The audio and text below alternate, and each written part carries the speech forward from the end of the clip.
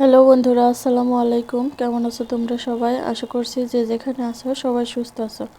আমি শাপলা kitchen and ব্লগে তোমাদেরকে আরও একবার স্বাগত জানাই। আজকে নিয়ে এসেছি বাকরখানি রেসিপি।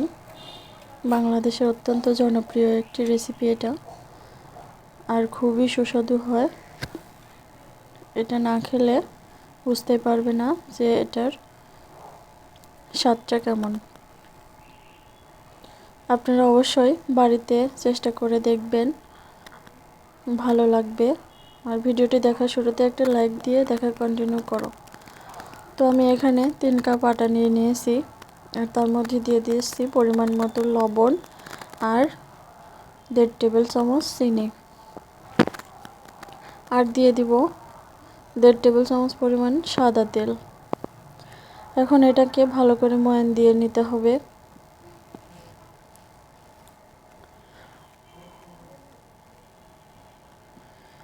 এটা আমাদের ঢাকার একটা 100 না শত বছরের পুরনো একটি রেসিপি। আশা করছি তোমাদের ভালো লাগবে। তো ময়ান দেওয়া হয়ে গেলে আমি এখন এখানে অল্প অল্প করে পানি দিয়ে এটা একটা নরম সফট ডো তৈরি করে নেব। একেবারে শক্ত করা যাবে না, একটা সফট ডো তৈরি করে নেব। তো ফিরে আসছি ডোটা তৈরি করার পরে।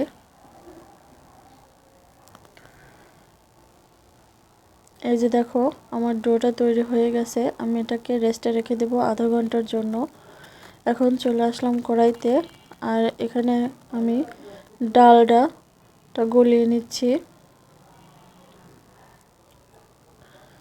গরম কড়াইয়ের উপর এভাবে একটু নাড়াচাড়া করলেই ডালডাটা গলে যাবে।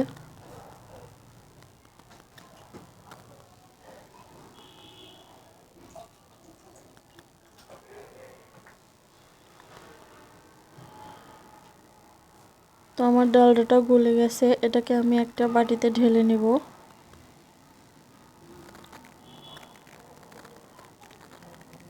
আর অন্য একটা কড়াইতে দিয়ে দিয়েছি হাফ কাপ চিনি, আর তার মধ্যে দিয়ে দেব সামান্য একটু পানি।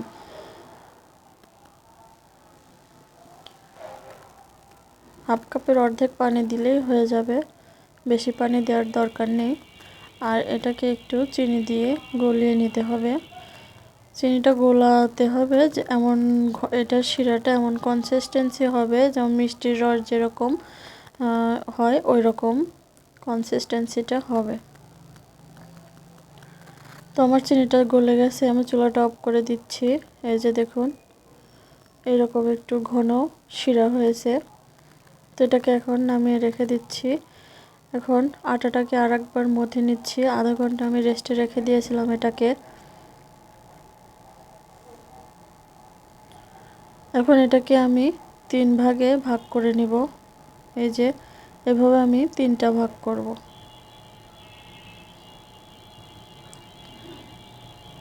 একটা রেখে আমি 2টা আবারও একটু ঢেকে রেখে দিচ্ছি, না হলে উপরটা ড্রাই হয়ে যাবে। তো দেখুন, আমি এভাবে একটা পাতলা রুটি তৈরি করব। আপনারা যতটুকু সম্ভব তো পাতলা করতে পারেন ততটুকু পাতলা করে নেবেন।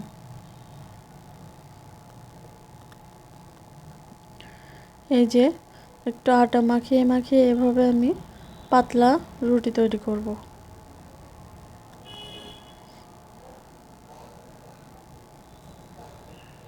এই যে দেখুন, আমার একটা বড় রুটি তৈরি হয়ে গিয়েছে। আমি আরো একটু বেলবো।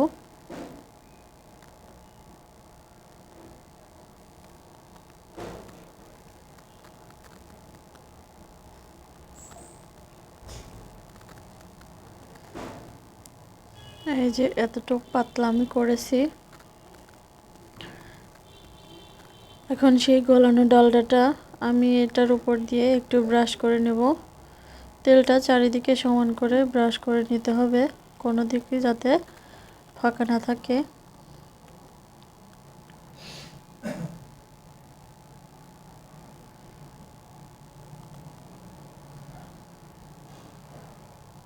তেল ব্রাশ হয়ে গেলে উপর থেকে আমি একটু ময়দা ছিটিয়ে নিচ্ছি।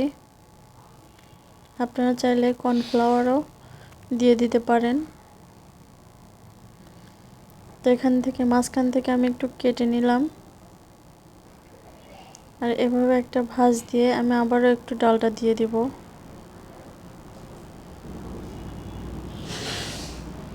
আপনারা চাইলে এখানে তেলও ইউজ করতে পারেন। আবারও একটু ময়দা ছিটিয়ে এভাবে ঘুরিয়ে ঘুরিয়ে, দেখুন এভাবে ঘুরিয়ে নিচ্ছি। একটু দেখলেই খেয়াল করে বুঝতে পারবেন। এখন এটাকেও আমি এভাবে জড়িয়ে আবারও একটা মোটা পরোটা তৈরি করব।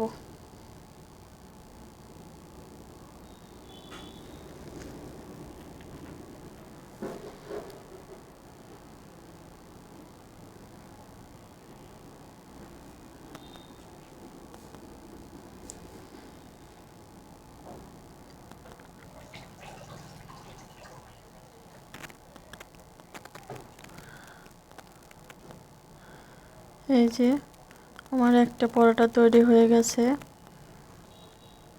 আমি আরেক রকম ভাবে দেখিয়ে দিচ্ছি ভাঁজটা। এই যে দেখুন এইভাবে আগে ভাঁজ দিয়ে একটু ডালটা ভরিয়ে নেবেন, ব্রাশ করে নেবেন, তারপর আবারও উপর থেকে ময়দা ছিটিয়ে দিবেন। একটু খেয়াল করলে দেখতে পারবেন এই ভাঁজটা আমি কেমন দিয়েছি। আমি দুইটা ভাঁজই দেখিয়ে দিলাম, আপনারা যেটা ইচ্ছা সেটা করে নেবেন। তবে দুইটাতেই বাকরখানিটা খুবই সুন্দর হয়। এই যে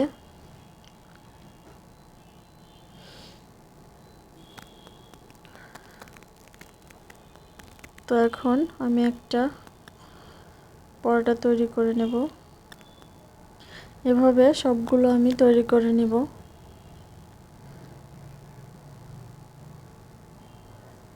এবার চুলাতে আমি তেলটা গরম বসিয়ে দিয়েছি।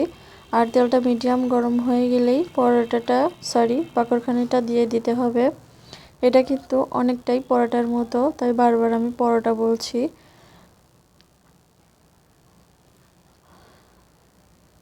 উল্টে পাল্টে এটাকে লাল লাল করে ভেজে নিতে হবে। অবশ্যই মিডিয়াম আছে, লো হিটেও ভাজা যাবে না, আবার হাই হিটেও ভাজা যাবে না। এই যে দেখুন বাকরখানিটা আমার ফুলে উঠেছে। এটা কিন্তু বেশি ফুলে না, এই রকমই হয়। রুটির মতো ফুলে, কিন্তু এটা ফুটবল হয় না, এটা এরকমই ফুলে। তো আমার একটা হয়ে গেছে, আমি আরেকটা ভেজে দেখিয়ে দিচ্ছি।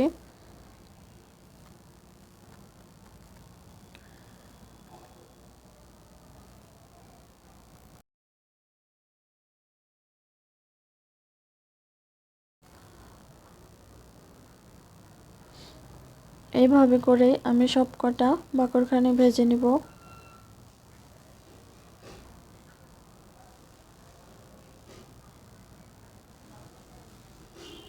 যে দেখুন এটা কিন্তু আমার ফুলে উঠেছে। এভাবেই সব কটা বাকরখানি আমি ভেজে নিয়েছি। তো চলে যাচ্ছে এখন যে চিনির শিরাটা রেখেছিলাম, সেই চিনির শিরাটা এভাবে উপর দিয়ে এভাবে দিয়ে দেবেন। চার পাঁচটাতে এভাবে ভরিয়ে ভরিয়ে দিয়ে দেবেন।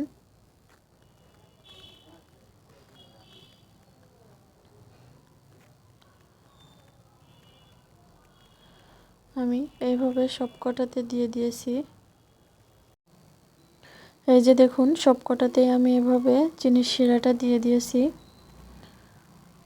এটা খেতে কিন্তু অসম্ভব মজাদার হয়। আপনারা অবশ্যই বাসায় ট্রাই করবেন এবং কমেন্ট করে আমাকে লিখে জানাবেন কেমন লাগলো আজকের রেসিপিটা। আজকের রেসিপিটা যদি ভালো লেগে থাকে অবশ্যই একটা লাইক, কমেন্ট এবং শেয়ার করে দেবেন। আর আমার চ্যানেলে যারা নতুন ভিজিট করেছেন তারা চ্যানেলটাকে সাবস্ক্রাইব করে পাশে থাকা বেল বাটনটি অন করে দিবেন, যাতে পরবর্তীতে কোনো ভিডিও আপলোড করলে নোটিফিকেশন আপনাদের কাছে পৌঁছে যায়। তো আজকের মতো এখানেই বিদায় নিচ্ছি। চলে আসবো অন্য কোনো দিন অন্য কোনো রেসিপি নিয়ে। ততক্ষণ সবাই ভালো থাকবেন।